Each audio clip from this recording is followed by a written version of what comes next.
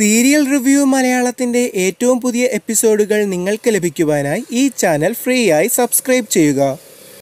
വാടക കൊലയാളിയായ ജയശങ്കർ പറഞ്ഞ കാര്യങ്ങൾ കല്യാൺ എല്ലാവരോടുമായി പറയുന്നു. ജയശങ്കർ പറഞ്ഞ കാര്യങ്ങൾ എല്ലാം തന്നെ സീതയ്ക്ക് എതിരാണ്.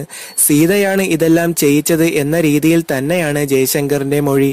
ജയശങ്കർ പറയുന്നത് ഇങ്ങനെയാണ്: എല്ലാം സീതാ മാഡം ഒരുക്കിയ നാടകമാണ്. സീതാ മാഡം പറഞ്ഞിട്ടാണ് ഞാൻ വെടിയുതിർത്തത്. രാജശ്രീ ദേവിയെയും സോദിയെയും കൊല്ലണം എന്ന നിർദ്ദേശം സീതാ മാഡത്തിൻ്റെതായിരുന്നു.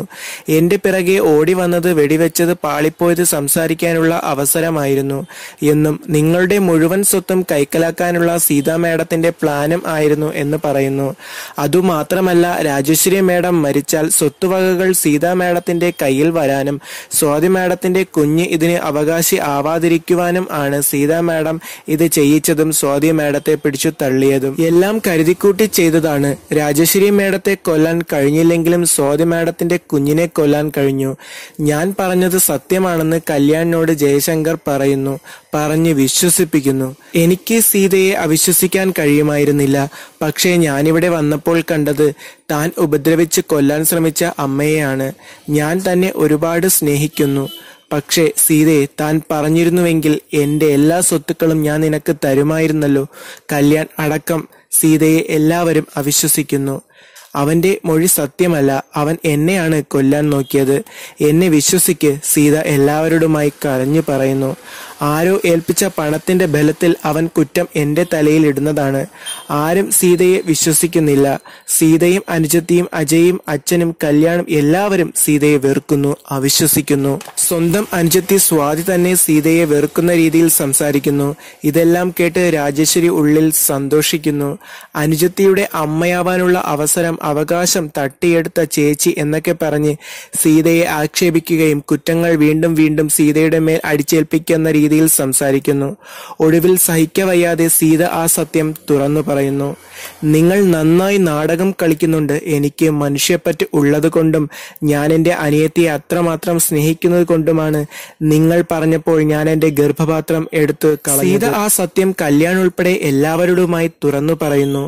എനിക്ക് എൻ്റെ അനിയത്തിയോടുള്ള സ്നേഹം അമ്മയ്ക്ക് അറിയാമായിരുന്നു. അത് ഈ അമ്മ ചൂഷണം ചെയ്തു. എന്നിട്ട് കല്യാണിനെ കൊണ്ട് കല്യാണം കഴിപ്പിച്ച് കല്യാണിന്റെ കുട്ടികളുടെ അമ്മയാകരുത് എന്നുള്ളതായിരുന്നു അമ്മയുടെ ലക്ഷ്യം.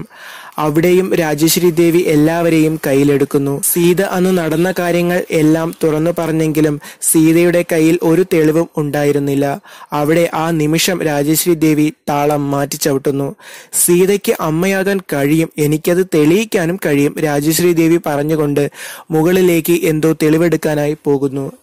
എന്റെ കൂടെ ഹോസ്പിറ്റലിൽ ഒന്ന് വരൂ, ഈ സത്യം തെളിയിക്കാൻ എനിക്ക് സാധിക്കും, സീത കല്യാണിനോടും എല്ലാവരോടും പറയുന്നു. ഉടൻ തന്നെ രാജശ്രീ ദേവി സീത മുൻപ് ചെയ്ത ടെസ്റ്റിന്റെ ഒറിജിനൽ റിപ്പോർട്ട് കൊണ്ടുവരുന്നു.